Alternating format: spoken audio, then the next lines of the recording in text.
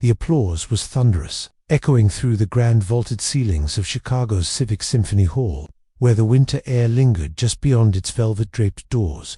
Emily Carter remained seated at center stage, her cello cradled delicately between her knees, her fingers still trembling from the final crescendo. The stage lights poured down in golden beams, illuminating her face, flushed not from nerves, but from something deeper fulfillment. For a moment, there was no blindness, no fear, no world beyond the walls of that stage. There was only the music, only the connection between the bow and the strings, and the ache it released from her soul. The final note still rang in the air when Emily rose and bowed, her long black gown swaying slightly as the audience rose with her. Her manager and fiancé, Daniel Whitmore, watched proudly from the wings, his signature smirk softened by pride. He greeted her backstage with a bouquet of white lily, her favorite hand, a kiss that lingered too long for the stage crews. "Comfort, you were brilliant," he said, tucking a strand of her damp hair behind her ear. "New York's going to worship you." She laughed, flushed. "Let's survive Chicago first. You've already conquered it." They had a plan-on international tour beginning in the spring, a record deal in the works, and a wedding date that had yet to be finalized, but felt inevitable. Emily had spent her life building toward this moment. The nights of practice, the hours lost in rehearsal halls, the sacrifices. Now, at 29, it was all finally coming together. And then at WASN T.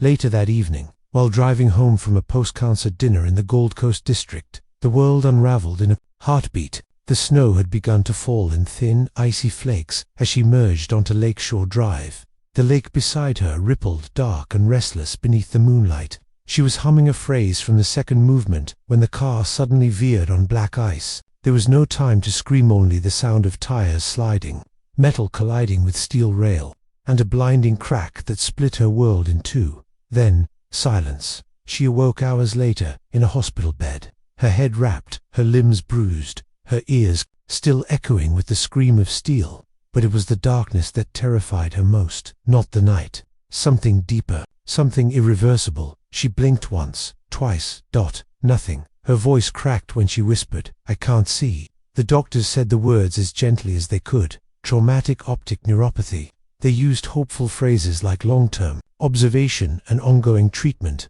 but their eyes gave away the truth. The damage was likely permanent. For the first time in her adult life, Emily couldn't read music, couldn't see the shape of her cello, couldn't find her own face in the mirror. Darkness wasn't just absence of light, it was disorientation, helplessness, and fear wrapped into one long sleepless night that never ended. At first, Daniel stayed. He brought her coffee, smoothed her hair, and whispered that they'd figure it out together. "You're still you," he said. "We'll adjust." But adjusting, it turned out, wasn't part of Daniel's vocabulary. When she stumbled, when she cried at not being able to find the front door, when she refused to let a caregiver dress her, when she grew angry, ashamed, and distant, he began staying out later, excusing his absence as work, delaying their wedding date, avoiding her touch. And then came the night he invited her to dinner at one of Chicago's most exclusive restaurants, a place that once made her feel glamorous and adored. She let her best friend help her choose a blue silk dress, applied a soft perfume by memory, and stepped into the car thinking maybe this was the turning point, that he would remind her that she was still worthy of being chosen, still beautiful, still loved. He arrived late, his voice gentle but unfamiliar, smiled across the table. "What's the occasion?" Daniel was silent. Then, "Emily, I think we need to end this." The words didn't make sense at first.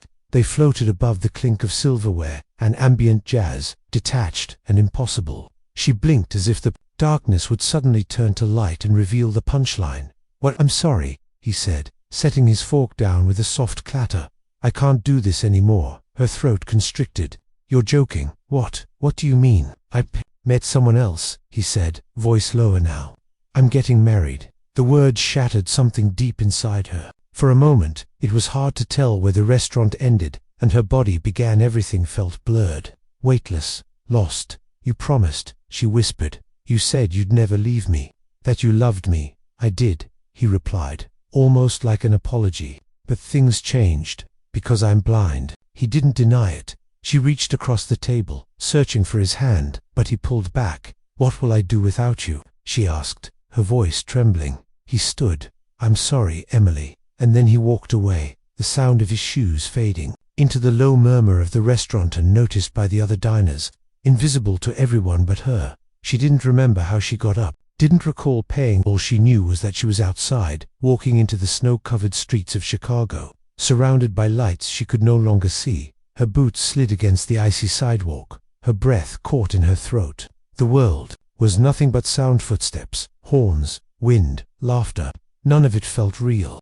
She wandered 4 blocks, letting the cold numb her skin. And then came the car. A sudden blaring horn, tires screeching. She froze, too slow to react, but someone else did. A pair of arms yanked her backwards with terrifying force, pulling her into warmth and safety, just as a car sped past, sending a gust of air like a slap. She collapsed into a stranger's chest, her breath ragged, her body trembling. "What were you thinking?" A deep voice shouted. "Are you trying to get yourself killed?" Emily could only gasp. I didn't know where I was." The man held her for a moment longer, before slowly easing her back. His hand steadied her elbow. "You're blind," he said, not with pity but clarity, "and wandering into traffic on Michigan Avenue is not the best plan." She was crying now, hot, silent tears that blurred nothing but stained everything. "I'm sorry," she whispered. "I didn't mean—" "I know," he said, softer. "Now, come with me. You're freezing." He guided her gently but firmly across the street, his grip secure but respectful. "Who are you?" she asked. "Noah," he replied. "Dr. Noah Bennett." She paused. "You're a doctor?" "Yes, and right now, I'm the only person making sure you don't end up in the ICU." There was no sarcasm, just dry honesty. He led her into a parked car. Warm heat embraced her as the door shut. The seats smelled like clean leather and something faintly citrus. "Where are we going?" she asked. "Someplace safe," he replied. "You can rest. We'll figure out the rest after." For the first time in weeks, Emily allowed herself to lean back, to surrender to someone else's steadiness. And as the snow thickened outside, she closed her eyes, not because she needed to, but because it was the first time in months that she felt like maybe, just maybe, she wasn't completely lost. That night, in a stranger's car, with nothing but darkness and pain behind her, the story of her new life began. Not with light, but with someone who refused to let her disappear into the dark. The warmth startled her. Emily Carter's first sensation was not fear, but disorientation, an unfamiliar kind of softness beneath her, a blanket tucked gently at her sides, and the scent of something clean, almost like citrus and wood smoke. Her fingers curled instinctively into the fabric. It wasn't the scratchy linen of a hospital or the cold vinyl of a cab. It felt like someone's home. Her breathing quickened. She couldn't see the walls, couldn't tell where the light came from, couldn't tell if it was day or night. Where am I?" she croaked, her voice hoarse from the wind and crying. There was a pause, then footsteps, steady, deliberate, and a voice answered from a few feet away, low and controlled. "You're safe. You're at my house. I brought you here." After last night, Emily tensed, pulling the blanket up closer to her chest. The voice was male, calm, unfamiliar. Who are you?" "Noah Bennett," he said. "I'm a doctor. I was the one who pulled you out of the street." Memory returned in sharp fragments: the horn, the cold, the arms around her. His voice had been the last anchor before everything blurred. "You shouldn't be alone," he added. Quietly, she pushed herself upright, wincing as soreness radiated through her shoulder. "You brought me to your house. I wasn't going to leave you in the snow." She turned her head slightly in the direction of his voice. "Do you always rescue strangers and take them home?" There was the softest flicker of a smile in his reply. "Only the ones standing in front of oncoming traffic." Emily's throat closed, and the defensive edge she'd been clinging to began to dissolve. She hated how vulnerable she sounded, how powerless she felt. But in that moment, the stranger across the room felt less dangerous than the emptiness she'd been walking toward the night before. "I should go," she said, brushing her hand along the bed to find the edge, to where his voice was a quiet challenge, not mocking, but unyielding. "It was a fair question. I'll figure it out." "You were shivering, soaked, and completely disoriented. I doubt you had a plan." Silence stretched between them. She hated how right he was. "I just need to call someone." He stepped closer. "Is there anyone you trust to come get you?" She opened her mouth, but no name came out. Daniel's betrayal was still a raw bruise in her chest. Her parents were 2 states away, and their calls had grown fewer with each month since her accident. Her once sprawling circle of colleagues had gone quiet when the bookings stopped and the spotlight faded. "I don't know," she said finally. Noah didn't gloat. He simply walked over and placed a warm mug of something tea by the smell of it on the nightstand beside her hand. "I figured as much." She wrapped her fingers around the cup, letting the heat ground her. "Why are you helping me?" He hesitated, then pulled a chair to the edge of the bed and sat down, his tone shifting from guarded to something almost confessional. "Because I saw someone once years ago stand at the edge of their life and not know which way to step. I didn't help them. I won't make that mistake twice." Emily turned her head again. "You don't even know me." "I know enough," he replied. "You're Emily Carter. You played at Civic Symphony last winter. I was in the audience." A strange wave passed through her recognition, confusion, embarrassment. "You remember me. You played Elgar's cello concerto. It made my daughter cry." There was a softness in his voice when he said it, the kind of memory that carried weight. "She's 8 now. Plays piano. Terribly," he added, the corner of his mouth tugging upward. Emily smiled despite herself. "She must have a good ear," she said. "She's stubborn," he replied. "Gets that from me." She traced the rim of the mug with her fingertip. "Is she here?" "No. She's with my sister for the weekend. She doesn't do well with chaos, and I didn't want to scare her." Emily nodded. "You're a father and a doctor. That's a lot." "I'm also a surgeon," he added, ophthalmic specifically. Her breath caught. She hadn't heard that word in a long time. She'd stopped listening to doctors months ago when they started using words like unrepairable and permanent. "I'm not looking for false hope," she said quietly. "I'm not offering any," Noah replied. "But I work in advanced ocular regeneration, stem cell integration, corneal bioengineering, things most hospitals aren't equipped to try." She froze. "You think you could help me see again?" "I'd need to evaluate your case. But yes, I think there's a possibility." 1,000 emotions collided inside her cynicism. Longing, panic, hope. She had buried the idea of healing because it had become too painful to carry. "Why would you do that? Why offer this?" Noah leaned forward, his elbows resting on his knees. "Because I need something from you too." The warmth she felt began to shift into unease. "I need a wife," he said, simply. Emily blinked. "Excuse me." He didn't flinch. "On paper, a legal spouse. For 1 year." She stared in his direction, unsure if she was dreaming or being set up for a cruel joke. "That's insane." "It's strategic." "Why?" He stood and walked toward the window. "My ex-wife is trying to take full custody of Sophie. She never cared for her until now, but she's remarried, wealthy, and wants to use Sophie as leverage in some family inheritance dispute. The court wants proof of a stable, 2-parent household. I don't have one. You'd help create that image." Emily tried to stand, her knees weak beneath her. "So you want me to pretend to be your wife, for custody of your child, in exchange for eye surgery? It sounds transactional, I know, but I'm not proposing romance or fairy tales, just an agreement, one that helps us both." She gripped the bedpost. "I'm not a prop, Dr. Bennett." "You're not," he agreed, his voice level. "You're a person with nothing left to lose and everything to gain." She hated how much those words cut, because they were true. "I don't even know you. We'd get to know each other, as much as necessary. I'm blind. I'm a surgeon." The silence pulsed between them. Emily sat back on the bed. Her fingers tightened around the tea mug again, the ceramic suddenly heavier. "What would this arrangement look like?" "You'd live here, with Sophie and me. We'd get married legally, appear as a family. After 1 year, you'd walk away with your sight if the surgery is successful and enough support to start over. And if it fails, then I'll still have done everything I can." She shook her head, laughing bitterly. "This is insane." He nodded.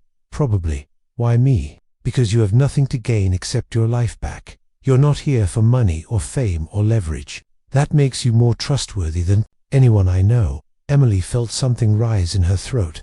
It wasn't tears. It was the hollow ache of knowing he was right. She had nothing left but the fragments of what used to be her, and yet, if there was a sliver of chance she could see, again if she could perform again, reclaim her independence, her art, her identity. "What if I say no?" she asked. "Then I'll drive you wherever you want to go," he said, "and I'll never mention it again." She inhaled slowly, held it, and released. It wasn't a decision made in haste. It was made in exhaustion, in quiet desperation, in the sharp knowledge that her current life was not one she could bear much longer. "I want to see," she whispered. He nodded. "Then we have a deal." She reached out a hand toward his voice, tentative. He took it. It was the first time in months she didn't feel like she was falling, and just like that, Emily Carter agreed to become the wife of a stranger. Not for love, not for forever, but for a shot at lightened, the faint hope that somewhere along the way, she might find herself again. The silence of Noah Bennett's clinic was unlike any Emily Carter had ever experienced. It wasn't sterile or cold the way hospitals often were. It was precise, controlled, silence curated by the man who walked its hallways, like he was born to tame the uncontrollable. Emily sat on a leather examination chair, her hands resting quietly in her lap, her fingers twitching as they used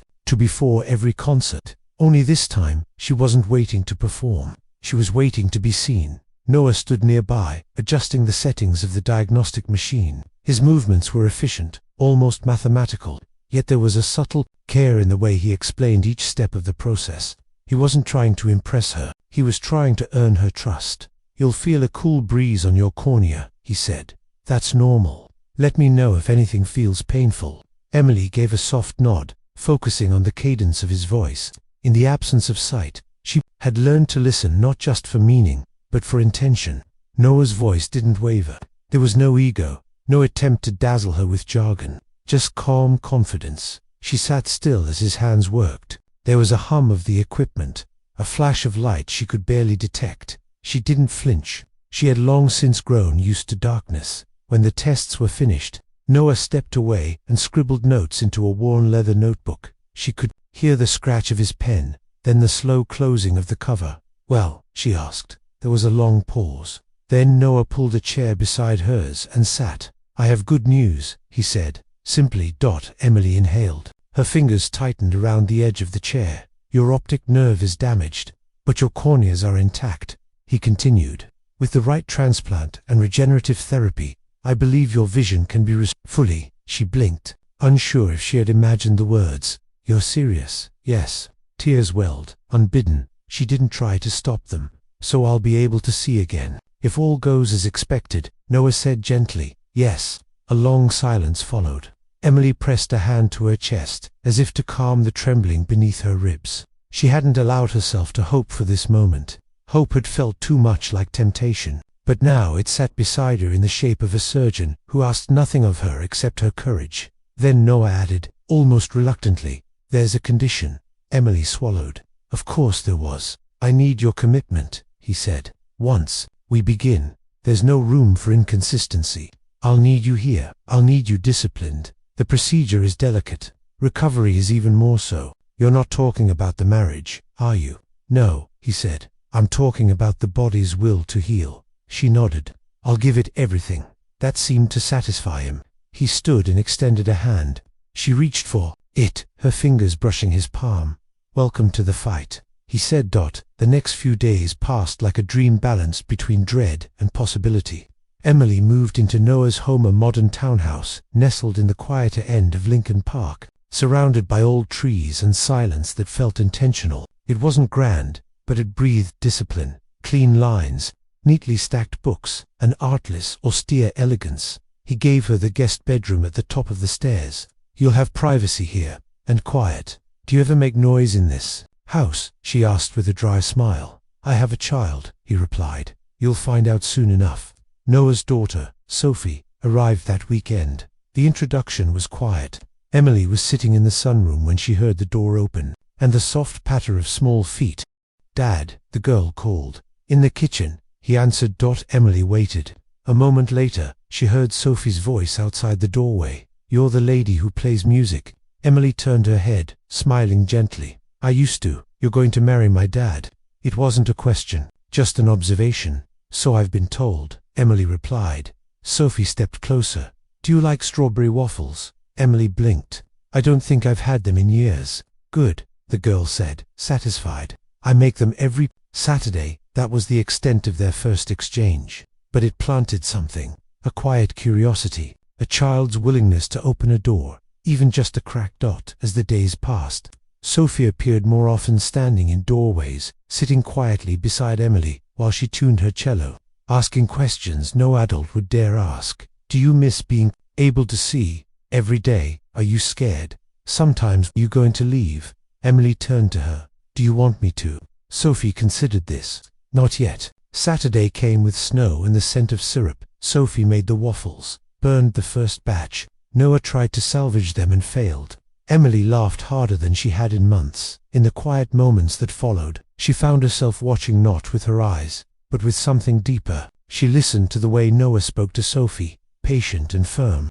The way he took time to explain why snow shouldn't be eaten off the ground. The way he laid a hand on her back when she sneezed, subtle and steady. He wasn't cold, she realized. He was careful. Later that evening, he knocked on her bedroom door. You awake? Yes, I have the transplant date, he said.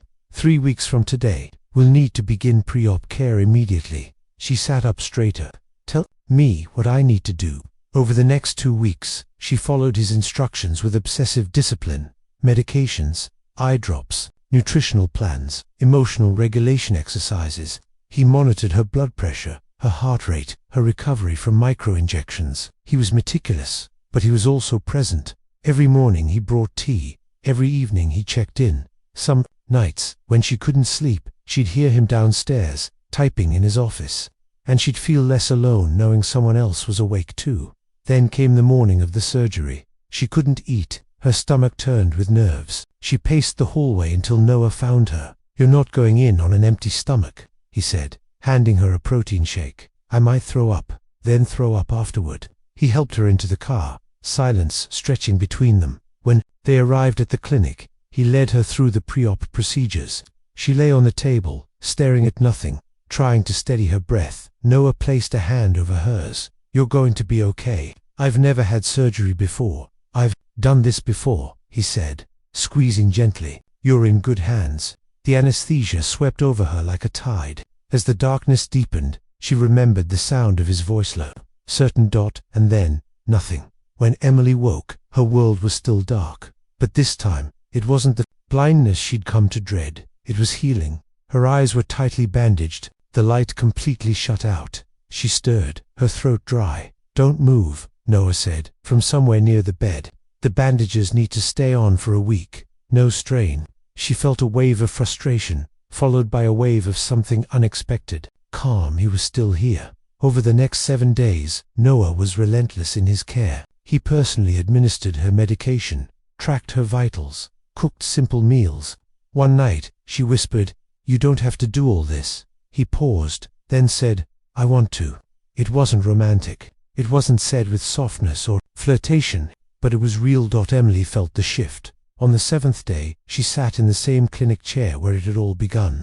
Her hands trembled. Her heart thudded in her chest. Noah stood before her. You ready? He asked. No, she whispered. That's okay. He began unwrapping the bandages slowly, layer by layer. The cool air brushed her skin. Now, he said gently, open your eyes.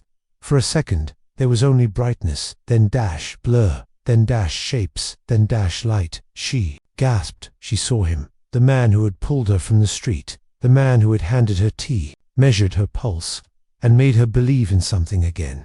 His face was different than she had imagined, sharper, but not cold, thoughtful. His eyes were darker than his voice suggested, and they were watching her with a quiet awe. I can see, she said, her voice breaking. I can see you. Noah didn't smile. He just nodded, as if this moment had always belonged to her. Welcome back, he said, and in that moment, Emily Carter felt a flicker of something she hadn't known in a long time. Not just light, but the beginning of home. The church was beautiful, in the way old buildings often are, worn by time, but still standing. Its stone facade was softened by ivy curling up the columns, and its stained glass windows filtered the morning light into delicate, broken rainbows on the tile floors. Yet for all its elegance, the space felt hollow to Emily Carter. She stood at the back of the sanctuary, her hands clasped in front of her, the scent of lavender pinned into her hair. Her vision was still. Adjusting colors felt too sharp, movements sometimes blurred, but she could see, and that should have been enough. But sight didn't replace emptiness. It didn't give meaning to a ceremony that had no family, no friends, No whispered wishes from bridesmaids, no tears from a mother beaming at her daughter. There was only Noah Bennett waiting at the end of the aisle in a charcoal suit, his hands loosely folded, his expression unreadable, and two witnesses seated in the pews, legal staff from his firm, both tapping away quietly on their phones. Emily walked toward him slowly, her steps soft, deliberate. She could feel the fabric of her dress shifting around her legs, the lace hem brushing the ground. It wasn't the wedding dress she had once dreamed of. There was no satin, no veil, no romance embroidered into its seams. It was simply what fit her now, something quiet, something neutral. When she reached him, Noah looked at her for a long moment, not as a groom about to make a vow, but as a surgeon assessing a situation, measured, present, and yet, behind the calm, there was something almost tender in the way he met her eyes, like he knew the gravity of what she was giving him, even if it was only for a year. The officiant, a kindly middle-aged judge, moved through the civil vows with practiced rhythm. When asked if he took her as his lawfully wedded wife, Noah responded without hesitation, "I do." Emily's voice barely rose above a whisper when she echoed the same words. There were no rings, no kiss, just the sound of the judge's voice, pronouncing them married, and the soft click of a pen as Noah signed the certificate with his usual precision. They exited the church to no applause, just birdsong and the faint hum of the city beyond. In the car ride back to Lincoln Park, neither spoke. Noah drove with one hand on the wheel, the other resting near the gearshift, his posture straight. Emily sat with her palms in her lap, watching the streets blur past. The first time she'd really seen Chicago since the accident. The city she once adored now felt unfamiliar, like a painting she'd stared at too long and could no longer interpret. At home, Sophie was waiting. She ran down the stairs barefoot, her curls flying, and came to a sudden stop when she saw Emily. At the door, "Did you do it?" she asked. Emily smiled faintly. "We did." Sophie squinted. "So, are you my mom now?" Noah gave her a quiet look. "We talked about this, remember? Emily is staying with us for a while. She's very special to me. Let's get to know each other." Sophie turned back to Emily, still evaluating. After a long pause, she nodded and said, "Okay, but I still get the bigger bedroom." Emily laughed for the first time that day. The next morning she woke in the guest room to the scent of toast and cinnamon. The house was quiet, filled with the early light of a crisp March morning. She padded down the hallway in bare feet, her fingers grazing the walls out of habit. Noah was in the kitchen, still in his button-down from work, sleeves rolled up, brow furrowed as he read a recipe on his phone. Sophie sat at the island, swinging her legs and sipping orange juice. "You're cooking?" Emily asked, surprised. "Attempting," Noah said. "Waffles." "Sophie insists, it's a tradition. She burns them," Sophie chimed in cheerfully. He looked at Emily. "Your sight okay this morning?" "Still hazy, but better." "Any pressure in the eyes?" "Nothing major." "Good. Stay hydrated." "No screens today." "Light activities." Only. Emily poured herself water, smiling. "You're very bossy for a husband." "I'm very qualified," he replied dryly. Over time, the routine settled into something resembling life. Noah worked long hours at the clinic, but always returned in time for dinner. Sophie went to school, sometimes bringing home chaotic art projects and unsolicited questions about death and gravity. Emily, uncertain of her place, began volunteering at a nearby community center for children with visual impairments. It started small, reading aloud, sorting books, helping kids learn Braille. But something shifted when she sat beside a 7-year-old girl with albinism who refused to try music because she couldn't read sheet notes. Emily pulled out a keyboard from storage and played a simple melody by memory. The girl's face lit up. That night, Emily came home and told Noah, "I want to teach again." He looked at her across the dinner table, his expression unchanged, but his voice was quieter. "Then you should." They didn't talk about the contract. There were no weekly check-ins or legal briefings. The arrangement became an unspoken backdrop to something more fragile, something that neither of them dared to name. One evening, Emily caught a cold. She was curled on the couch, wrapped in a blanket, her nose red, her mood foul. Noah appeared, with a bowl of steaming soup and a look that said he'd rather be doing anything else. "I cooked this myself," he said, setting the tray on the coffee table. She looked at him skeptically. "You really? Don't sound so surprised. I passed chemistry. Did you burn anything?" just my pride. She tasted the soup, and to her surprise, it wasn't terrible. I told Sophie not to bother you tonight, he said, standing to leave. Wait, she said. Thank you. He nodded and turned away, but not before she noticed the faint blush rising up his neck. In those quiet acts of silence, space, something began to stir inside her. Something warmer than gratitude, slower than affection, but real. Not love, not yet, but the soft beginning of care. The contract no longer echoed in her mind like a debt. Instead, it hovered like a thread between them, visible only when the light caught it just right. They were not in love. They were not pretending. They were simply two people learning how to exist alongside each other, him with his silence, her with her scars. One night, as Emily stood at the window watching snowdrift beneath the street lamp, she heard a small voice behind her. Are you sad? She turned to see Sophie in pajamas, holding a stuffed penguin. Why do you ask? Because you look like you're waiting for something. Emily crouched beside her. Maybe I am. What? She smiled softly. I'm not sure yet. Sophie leaned against her shoulder. I hope you stay, the girl whispered. You make the house feel less quiet. Emily wrapped her arms around her, something loosening inside her chest. I'm not going anywhere, she whispered back. And in that moment, she meant it. Not because of a contract, not because of obligation, but because for the first time in a very long time, this house no longer felt like a stranger's. It felt like a beginning. March faded into April, and with each passing day, Emily Carter felt more like herself, or rather, someone she had never dared to be before. The house in Lincoln Park had begun to feel less like a borrowed space and more like a home, though she still hesitated to call it hers. Her vision had stabilized, her confidence was slowly rebuilding, and she found herself waking up not to dread, but to routine. Mornings were for cello practice, afternoons for the children at the community center, and evenings were quiet, soft dinners shared with Noah and Sophie, followed sometimes by tea and silence, sometimes by laughter.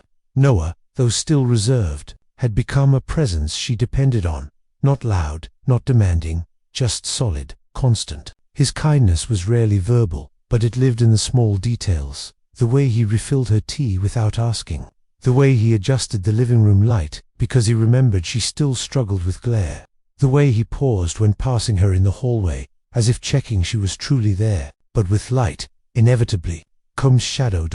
It happened one afternoon while Emily was waiting outside Sophie's school. The air was warm, fragrant with the first hints of spring. Children poured out of the brick building in clusters, laughing and calling to each other, backpacks bouncing against their shoulders. She stood near the gate, waving when she saw Sophie skipping toward her. But just before Sophie reached her, her voice stopped Emily in her tracks. Emily, she froze. That voice, it hadn't changed. It still carried the confidence of someone who had never been told no, the charm that once made her dizzy with belief. She turned, and there he was, Daniel Whitmore. His hair was shorter than she remembered, and his suit more expensive, but his eyes, those familiar blue-gray eyes, widened the moment they landed on her. I heard you were here, he said, taking a step closer. I didn't believe it. Sophie had stopped behind Emily, sensing the tension but saying nothing. Daniel's gaze lingered on her face, then moved to her eyes. You can see. Emily straightened. Yes, I can. That's incredible. I didn't know. If I had known, she cut him off. What would you have done? Come back. Pretended you hadn't left me in the dark. His face flushed. Emily, I made a mistake. You made a choice, she said coldly. Now live with it. He glanced at Sophie. This is your daughter. No, Emily said, placing a hand on Sophie's shoulder. She's Noah's. Daniel flinched. Noah Bennett, the surgeon. Emily said nothing. Dill took a slow breath. I wanted to see you. Say something. Anything. I miss you. Sophie tugged at Emily's sleeve. Can we go home now? Emily nodded. Yes, we can. She walked away without looking back, her grip on Sophie's hand firm, but inside, her pulse thudded against her ribs like a warning. Later that night, she debated telling Noah. She sat across from him at the dinner table, watching him flip through Sophie's homework, offering quiet praise as she worked through long division. What would he say? Would he react? Would he care? She stayed silent. It was a mistake. 3 days later, it was all over the internet. Photographs grainy, but damning, of her and Daniel in conversation outside Sophie's school. Another image, snapped at the exact wrong angle, made it look like Daniel was reaching for her hand. The photo was framed in such a way that Sophie, standing just behind her, was cropped out entirely. The headline screamed, "Dr. Noah Bennett's wife, caught in secret reunion with ex-fiancé." The article was cruel, full of speculation and half-truths. It framed Emily as a social climber, suggested the marriage had always been for show, questioned Noah's judgment. Noah was waiting in the living room when she returned from the community center. The newspaper folded neatly on the coffee table. His face was unreadable, but his eyes, they were colder than she had ever seen them. "Is there anything you want to say?" he asked. Emily's throat dried. "I didn't know it would be in the news." "That's not what I asked." She stepped forward, slowly. "I ran into him at Sophie's school. I didn't plan it. I walked away. But you didn't tell me. I didn't think it mattered." His jaw tensed. "You didn't think I had a right to know." Emily flinched. "Noah, nothing happened." He didn't yell. That made it worse. "I brought you into my home," he said quietly. "Into my daughter's life. I trusted you, and I've honored that," she said, her voice rising with desperation. "You think I wanted this?" "I think," he said, standing, "that the world sees what it wants to see, and right now, it sees betrayal." Her voice cracked. "And what do you see?" He hesitated. "I don't know." The words felt like a slap. From that night on, the house changed.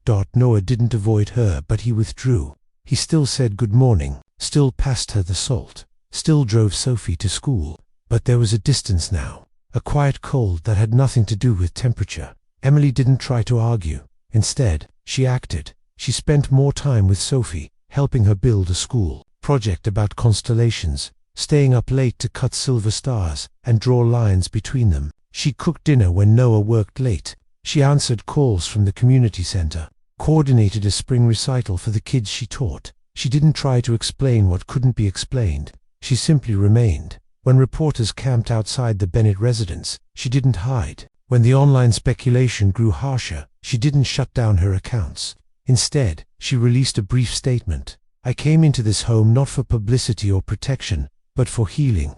I'm not leaving, not because of rumors, and not because of fear. Some marriages begin with a vow. Ours began with a choice, and I continued to choose this family every day." Noah read it, said nothing, but Sophie saw.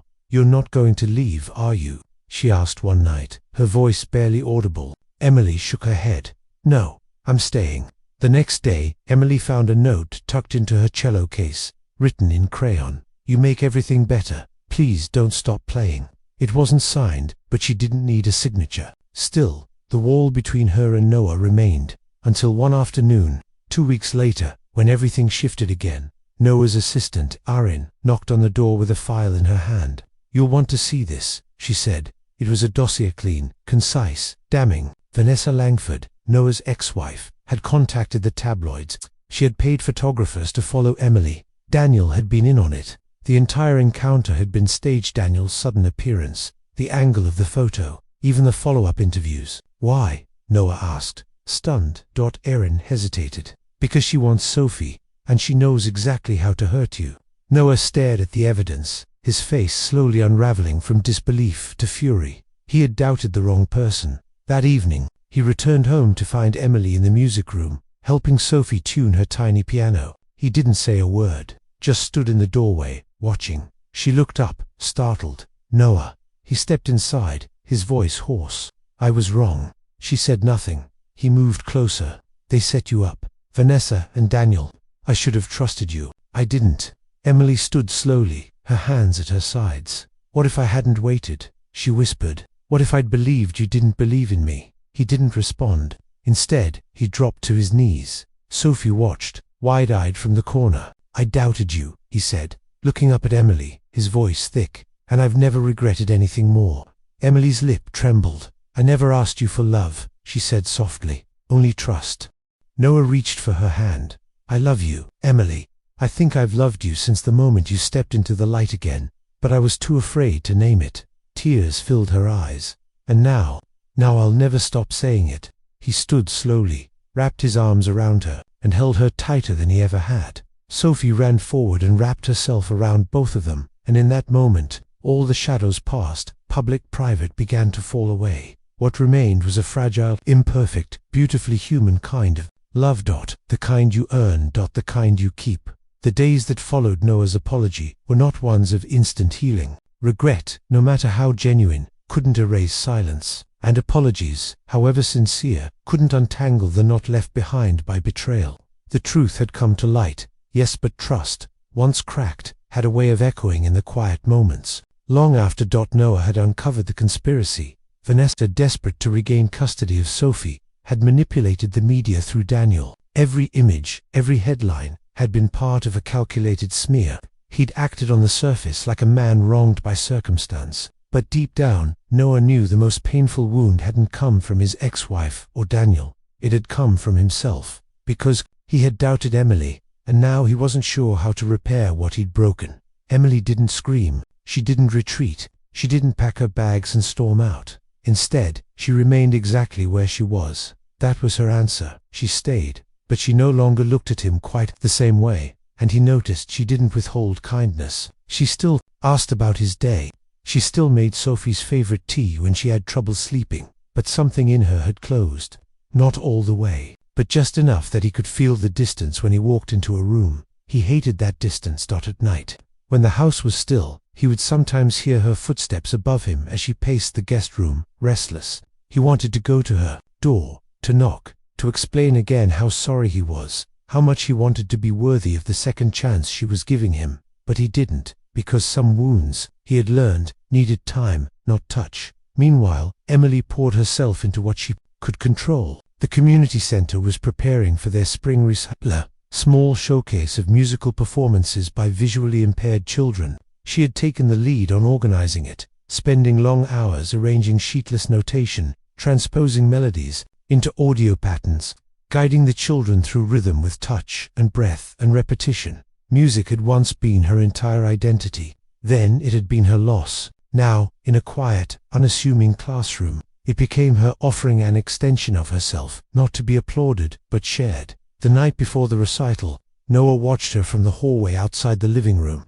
She was sitting at the piano with a boy named Yolan, gently tapping out a chord with one hand, while counting time softly under her breath. She was patient, steady, light. He had fallen in love with her long before he admitted it, but watching her now, he realized he didn't just love her, he admired her. That night, he waited until Sophie had gone to sleep before approaching Emily in the kitchen. She was washing dishes, sleeves rolled up, her hair tied back loosely. "Do you want help with that?" he asked. She glanced at him over her shoulder. "It's almost done." He hesitated. "Can we talk?" She wiped her hands on a towel, turned to face him, and leaned against the counter. "I'm listening." He stepped forward, heart pounding. "I know an apology doesn't change what happened, and I know I should have trusted you. That I didn't. That I even entertained the idea that you would betray us. It's the thing I hate most about myself." Her eyes didn't leave his. "I understand fear," she said, "but I can't be the only one fighting for this. I'm not afraid anymore," he whispered, "but I am ashamed." "You should be," she said gently, "but shame isn't a punishment, it's a beginning." Noah looked at her, stunned by the grace in her words. It would have been easier for her to withdraw, to use his doubt as an excuse to run. But instead, she was offering him a chance not by words, but by choosing to remain in his home, to continue showing up every day, not with declarations, but with presence. "I don't need perfection," she continued. "I never have. I just need someone who sees me and doesn't walk away when it gets hard." "I won't," he said, voice thick. She looked down at her hands. "Then, let's see if your actions match your words." He nodded. It wasn't forgiveness. Not yet. But it was permission to try. And he intended to prove her right in every small way he could. The next morning, Noah surprised her by arriving at the community center unannounced. Emily blinked when she saw him at the doorway of the performance hall, holding a box of programs. "You're here," she said. "You needed someone to hand these out, right?" She smiled, small, but real. "I didn't ask. You didn't have to." Throughout the event, he watched her work the room not as a performer, but as a mentor. She helped children find their marks, tuned instruments, guided trembling hands to confident ones. When the music began, her face lit up not with the hunger for applause, but with the quiet joy of having given someone else a stage. After the final note, the room erupted in cheers. Parents cried, children bowed. Emily stood at the edge of the room, eyes glistening, hands clasped over her chest. Noah approached her quietly. "You were amazing." "I didn't play anything," she said. "You played everything," he replied. Later that evening, back at home, Sophie pulled Emily aside in the hallway. "Daddy was different today." Emily knelt. "Different how?" He smiled. "Like you do when you hear music." Emily tucked a curl behind the girl's ear. "Maybe he's learning to listen better." Sophie nodded. "I hope you don't leave." Emily hesitated. "Why would I?" "Because people leave. My mum did. You almost did." "I'm not going anywhere," Emily said, her voice catching. "Not unless I'm pushed." The child nodded, solemnly, as though accepting an oath. The following week, the scandal finally unraveled completely. Daniel's involvement was exposed. Vanessa's legal footing collapsed when the evidence of her manipulation was formally submitted to the custody judge. Sophie's case was re-evaluated, and with overwhelming support from teachers, medical staff, and even neighbors, Noah's custody was reaffirmed as permanent and unconditional. Vanessa didn't fight it. Noah came home that day, the papers still in his briefcase, and found Emily in the garden pulling weeds from the rosebed. "She's ours," he said simply. Emily looked up, dirt smudged on her cheek, her eyes searching his. "She always was." That night, as the house settled into sleep, Noah stood outside Emily's door. For weeks, she'd remained in the guest room, unspoken boundaries respected by them both. He knocked once. She opened it. Barefoot, wrapped in a soft cardigan, Noah didn't step inside. He simply looked at her, voice quiet.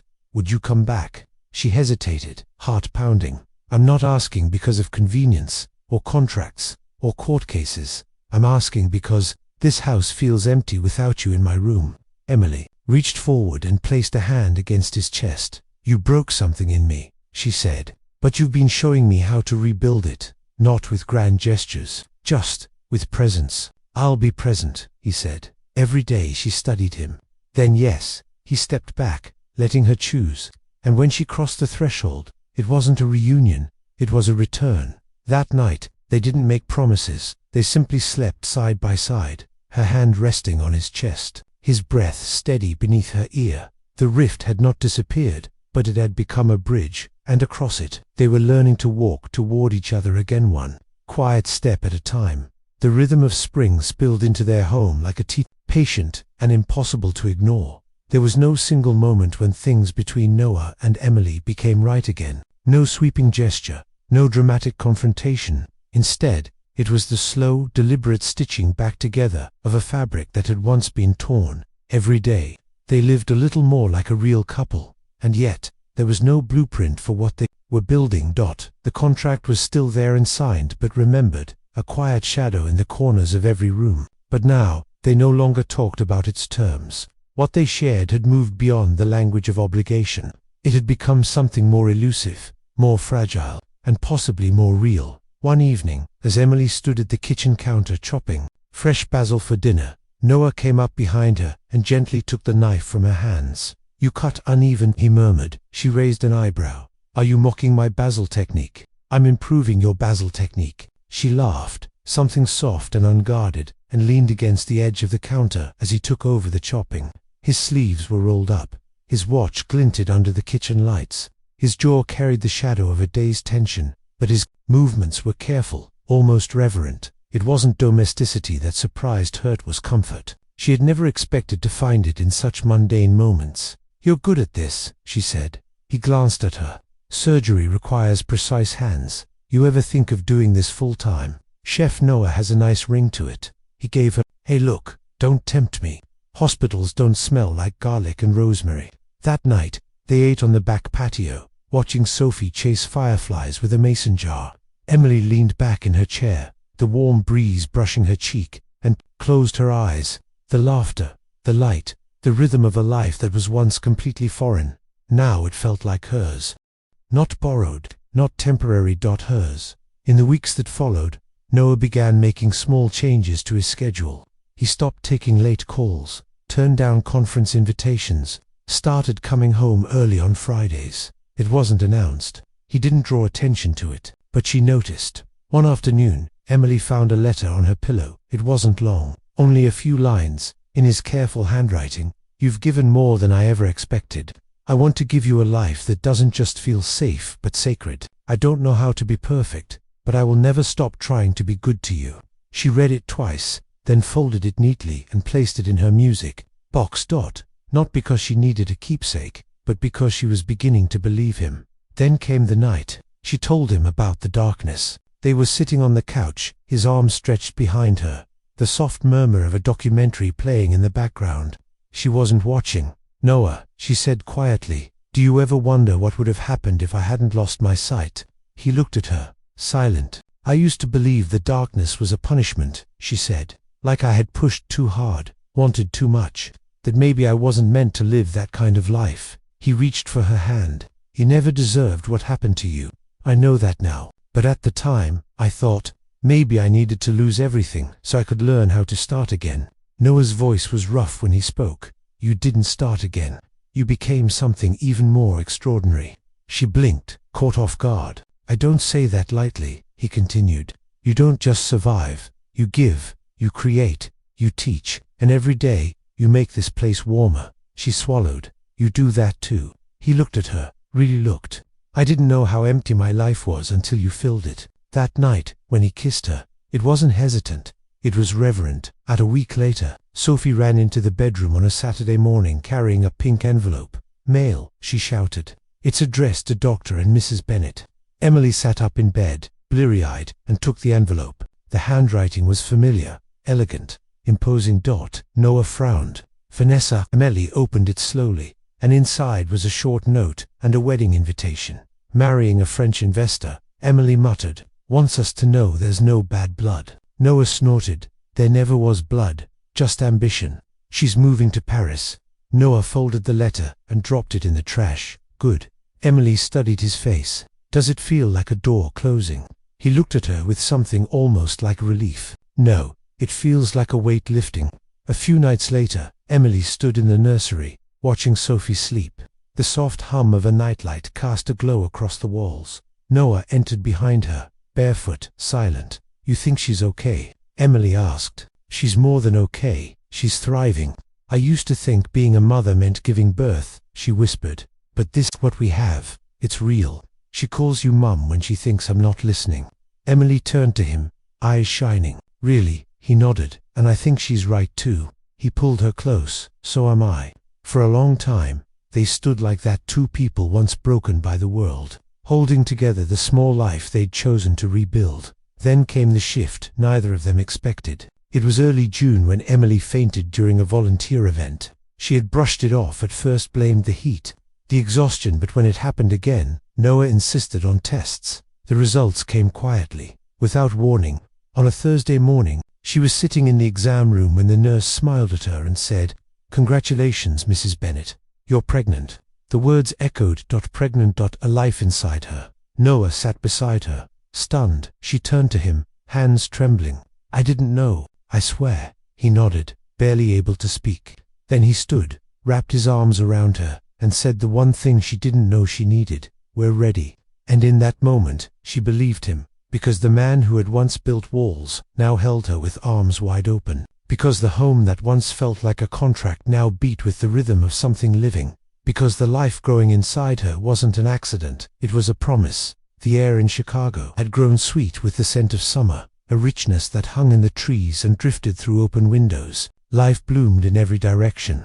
But for Emily Carter, the most unexpected bloom was the one growing quietly beneath her skin. Pregnancy had startled her not just in its arrival, but in the swell of emotion it brought with it. She had lived so much of her life in solitude, in silence, in the dark, but now there was movement inside her, tiny, invisible, and yet powerful enough to change everything. Noah had taken the news with reverent calm. He didn't erupt with excitement. He didn't panic. He simply held her, kissed her temple, and said with a quiet certainty, "We'll build the kind of world they deserve." And she had believed him. Still, even in joy, fear followed. Emily was nearly 3 months along when the nausea hit her hardest. Noah began cooking meals based on scent alone, experimenting with teas to calm her stomach. Sophie, excited by the idea of becoming a big sister, drew pictures of a baby in a boatie, a crown, and one time inexplicably a cape. "Just in case, it is a superado," she explained solemnly. Emily laughed more during those days than she had in years. But at night, when the house went quiet, she often found herself staring at the ceiling, counting all the ways this could go wrong. Her mind returned to the accident, to the months she had lost, to the fear of losing again. Noah noticed. One night, he found her curled on the living room couch, staring out the window at the rain. "Bad dreams?" he asked gently. "No dreams, just memory." He sat beside her. "Do you want to talk about it?" She hesitated. "What if I lose this?" He reached for her hand, strong and steady. "Then we'll grieve, but we'll do it together. And if we don't, if everything goes well, then we'll build something beautiful. Also together." She turned to him. "Do you ever think you were meant to meet me at my lowest so you could teach me how to rise?" He smiled faintly. "I think I was meant to meet you so you could teach me how to love." In early July, they announced the pregnancy publicly, not with a press release or media blast, but with a simple photo on the foundation's website. It showed Emily at the community center, one child's hand on her stomach, Sophie holding her other hand, Noah in the background, watching. No caption, just the image, and yet it told a story more powerful than words. The response was immediate. Floods of letters poured in, former patients of Noah, supporters of Emily's musical work, strangers who'd followed their story since the scandal. The narrative had changed. No longer was Emily a temporary figure. No longer was she the woman with a past. Now, she was the woman shaping the future of a family. One day, as Emily sorted through the mail, she found a small envelope addressed by hand. Inside was a single sheet of paper. "You're becoming the kind of mother I never was. Don't let fear stop you. V." Emily stared at the signature. "Vanessa." She handed the letter to Noah later that night. He read it twice, then set it aside. "Maybe she's found her own version of peace," he said. "Do you believe that?" "I don't know, but I don't need to. I have mine." Her hand went to her belly. "So do I." As her second trimester progressed, Emily's world grew both quieter and louder. She stepped away from her role at the community center temporarily, pouring more energy into composing again. Her music was different now, no longer laced with ache, but with expectancy. One morning, she sat at the grand piano in the study, her hands moving instinctively across the keys. She wasn't playing a song she knew. She was discovering one that hadn't yet been written. Noah stood in the doorway, unnoticed at first. He watched her for several minutes before finally asking, "What's it called?" She looked up. "I don't know yet. It feels like a beginning." He crossed to her side, placed a hand on her shoulder. "That's exactly what it is." Later that day, he drove her out of the city. She raised an eyebrow as he pulled into a quiet garden estate near Lake Geneva. "Noah, what is this? You said you never really had a wedding," he said. "I thought maybe we could pick the place where it should have happened, or where it still could." She blinked at him. "You're serious?" He nodded. "We got married under contract." With whispers and doubt. "But I want to ask you again, for real, when you're ready. No pressure, just choice." They walked the grounds together, and Emily couldn't help but picture it. Flowers trailing over the archways, Sophie tossing petals, the lake shimmering behind them. "I don't need a dress or an aisle," she said softly. "Just a moment I'll never forget." "Then that's what I'll give you," he said. In the following weeks, Noah threw himself into preparing, quietly, without pressure. He met with a florist, chose a string quartet, found a small cottage near the venue where they could spend a few nights alone after the ceremony. Emily didn't ask questions. She watched. And one morning, a simple velvet box appeared on her bedside table. Inside was a new ring. Nothing flashy, just a single emerald flanked by 2 diamonds.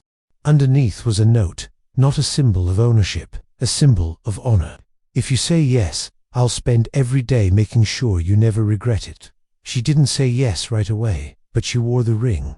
That was enough for now. As August approached, Emily's belly rounded gently. Sophie began reading bedtime stories aloud to it, declaring, "This baby will know all the fairy tales before it even sees the world." Noah took to talking to the baby late at night, telling stories of his own quiet ones about childhood, about medicine, about the things he hoped they'd share someday. Emily would pretend to sleep, but she listened.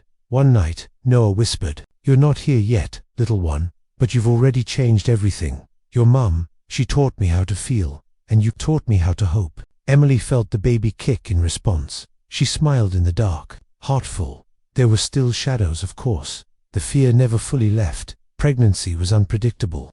But love, she was learning, didn't come after certainty. It came in spite of. It came in choosing someone again and again, even when the future was unknown. And for the first time in her life, Emily felt like she didn't need to know what tomorrow held, because today she had everything she once thought she'd lost, and soon she would have more. Not just a child, but a life created not from rescue, or obligation, or escape, but from faith. The sky over Lake Geneva was washed in the blush of early morning. Mist curled around the edges of the trees, veiling the world in a soft hush, as if nature itself were holding its breath. Inside the quiet cottage, nestled near the garden estate, Emily stirred in bed. She had not slept much. At 38 weeks, pregnant, sleep was more of a negotiation than a guarantee. But last night had been different. There was a feeling, a pull, low and deep, like something sacred was drawing close. She placed a hand over her belly. The baby shifted, a slow stretch. That filled her with a strange, powerful calm. Noah lay beside her, still asleep. His arm was thrown protectively over her waist. His face relaxed in a way she hadn't seen often in the early months of their story. She studied him. There was no trace now of the man who had once built walls to keep the world at bay. No trace of the surgeon who calculated every risk, or the father who feared he would fail again. There was only this man, hers, who had become a sanctuary. She rose quietly, stepping barefoot onto the wooden floor. Outside, the garden awaited. It had been prepared for the vow renewal weeks ago, though neither of them had officially called it that. It wasn't a second wedding, not really. It was something softer, truer, less about formality, more about faith. She walked among the rows of pale roses, the fabric of her nightgown brushing against her legs. The lake shimmered in the distance. The air was cool against her skin, but her heart was warm. And then it began, a slow, unmistakable ache. She froze, then breathed, then smiled. By the time she woke Noah, she was already timing the contractions. They left the cottage before sunrise, not in a rush, but with quiet purpose. Noah drove with one hand on the wheel and the other clasped over hers. He didn't speak. He didn't need to.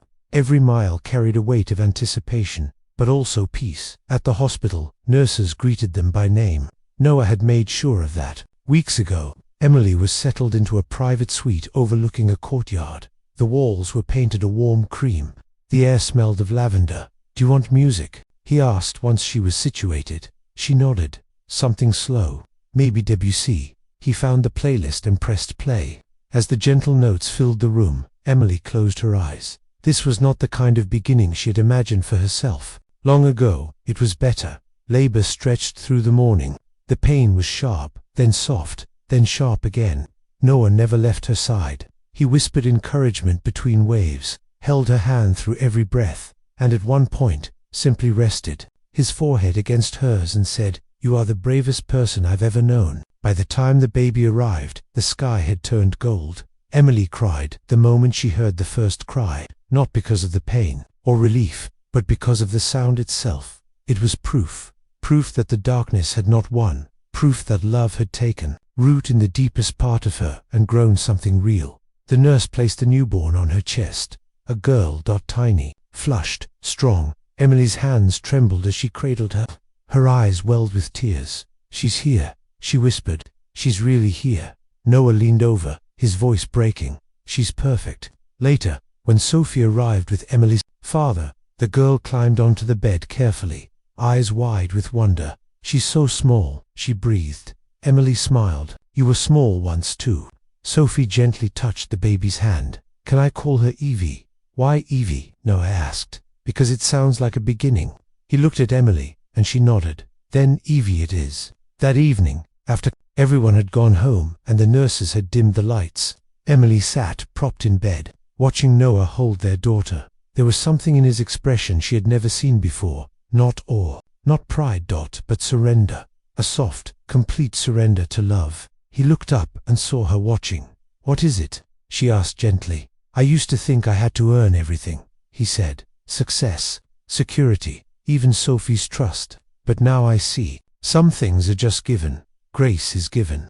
She reached out and took his hand. "And some things are chosen, over and over again." He set the baby gently in her bassinet, then turned back to Emily, dropping to one knee beside the bed. "You already said yes once," he whispered. and I know this ring is already on your finger.